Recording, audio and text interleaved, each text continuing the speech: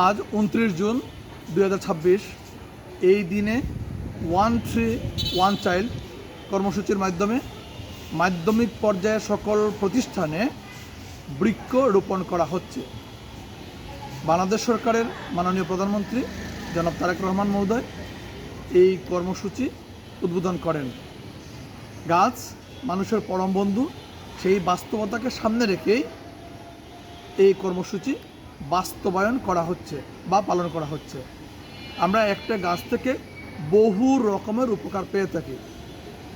গাছ থেকে আমরা প্রচুর পরিমাণে অক্সিজেন পাই।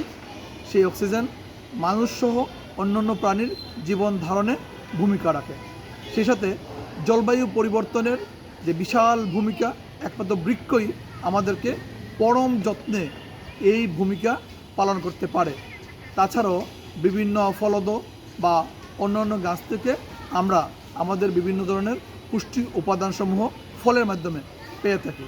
তাই বৃক্ষের বহুমুখী উপকার বর্ণনা করে শেষ করা যাবে না। সবাই গাছ লাগান, যত্ন নিন এবং আমরা আমাদের পরিবেশকে সুন্দর এবং